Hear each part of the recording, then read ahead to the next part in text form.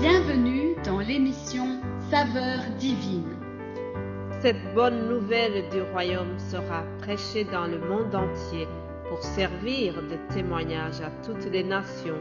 Alors viendra la fin. Ce pain céleste vous est présenté par Immaculée Niraneza.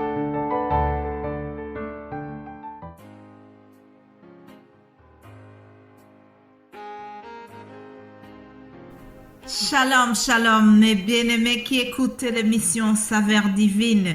Que la paix de notre Seigneur soit avec vous. Je remercie le Seigneur pour le souffle de vie qu'il me donne ce matin. J'espère que c'est vraiment pareil pour toi qui m'écoutes. J'espère que le Seigneur t'a réveillé en forme. Et si ce n'est pas le cas, je viens vraiment te dire courage. Prends courage et ne t'inquiète pas. Continue de faire appel à Dieu. Il est notre secours et c'est lui qui donne la force à ceux qui sont fatigués. C'est lui qui relève les faibles. C'est lui qui touche les malades.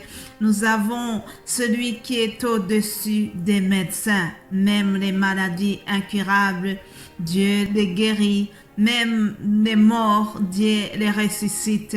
Alors, chers amis, frères et sœurs, si tu traverses une situation difficile qui est liée à l'état de santé, je suis là pour témoigner que Dieu guérit. Alléluia. Bénissons ensemble pour ce mardi. Vous savez que la semaine passée, nous avons commencé l'épître aux Romains, Romains 12. C'est vraiment un enseignement que l'apôtre Paul donne à ces chrétiens. Alors, il leur donne des exhortations, il leur donne des instructions à suivre. Vraiment, c'est la vie chrétienne en pratique. Vous savez, lorsque quelqu'un suit une formation pour devenir, par exemple, maçon ou bien pour devenir infirmière, toutes les études que nous faisons, il y a un moment où on apprend la théorie et puis on passe en stage pour pratiquer, pour vraiment passer à la vie pratique de ton futur métier. Vous savez, chers amis, la vie chrétienne se pratique tous les jours. On n'a pas besoin de théorie, mais nous devons vivre tout le temps dans la pratique. Alors, Paul donne des conseils, comment on doit vivre, mener une vie chrétienne concrète, une vie chrétienne qui honore Dieu. C'est ce qu'il nous a donné dans ce chapitre 12. Il y a plusieurs choses que nous pouvons apprendre dans ce chapitre. Nous avons déjà évoqué certains points la semaine passée et aujourd'hui, j'ai juste un verset à vous lire. Nous arrivons au verset 9. Il est écrit que l'amour soit sans hypocrisie. Ayez le mal en horreur. Attachez-vous fortement au bien. Waouh! Quelle belle exhortation, chers amis. Que l'amour soit sans hypocrisie.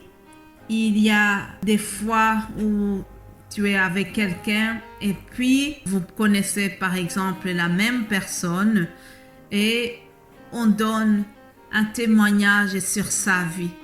Alors ça fait plaisir lorsque quelqu'un a un bon témoignage. Lorsque tout le monde qui évoque ton nom, on dit « Ah, tel c'est quelqu'un de gentil, c'est quelqu'un d'honnête, c'est quelqu'un qui est poli, c'est quelqu'un qui est propre. » C'est quelqu'un qui est aimable.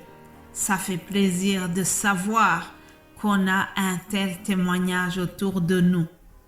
N'est-ce pas?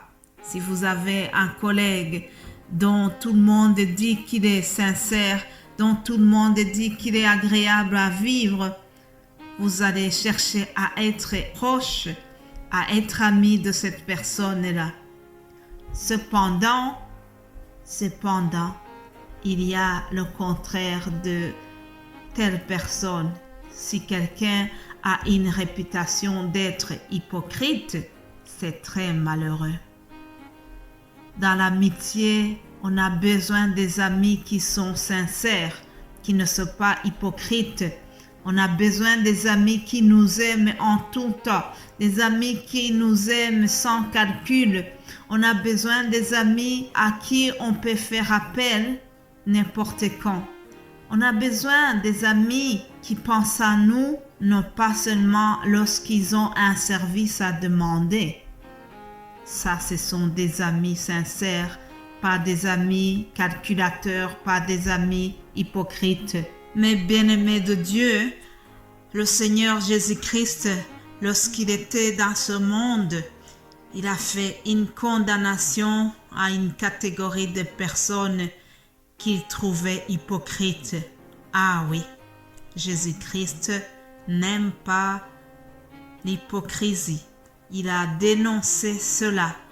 Lorsque nous lisons dans l'Évangile selon Matthieu 23, nous voyons qu'il y a une catégorie de gens à qui Jésus a vraiment dénoncé l'hypocrisie et il a dit des termes très forts. Matthieu 23 au verset 3, il parlait des scribes et des pharisiens qui étaient hypocrites et Jésus les a vraiment dénoncés. Il a dit aux gens qui étaient autour d'eux, faites donc et observez tout ce qu'ils vous disent, mais n'agissez pas selon leurs œuvres. Parce que Jésus avait remarqué que leurs œuvres ne correspondaient pas à ce qu'ils enseignent. Que Dieu me garde cela. Vraiment, c'est ma prière. Que Dieu me garde d'enseigner ce que moi je ne pratique pas. Alors Jésus-Christ en parla de ces pharisiens. Il continue en disant, car ils disent et ne faut pas. Ils lient des fardons pesants. Ils mettent sur les épaules des hommes, mais ils ne veulent pas les remuer du doigt. Ils font toutes leurs actions pour être vus des hommes. Quel dommage, chers amis, avoir un témoignage pareil. Jésus-Christ n'a pas rendu un bon témoignage à l'égard de ces gens et c'était la vérité. Voilà, Jésus-Christ a dénoncé les hypocrites pharisiens.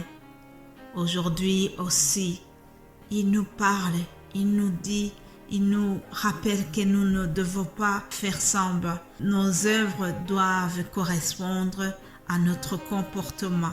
Ce que nous demandons aux autres, nous devons l'appliquer aussi.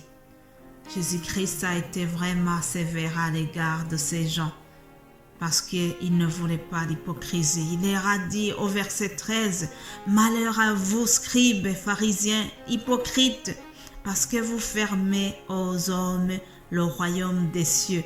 Vous n'y entrez pas vous-même et vous n'y laissez pas entrer ceux qui veulent entrer. » Mon frère, ma sœur, évite cela. Évite qu'un jour Jésus-Christ te regarde et te dise « Malheur à toi, hypocrite, tu as fermé la porte du royaume de Dieu pour telle personne. » Non, évitons cela, chers amis.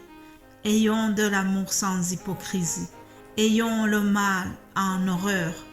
Nous devons nous attacher fortement au bien.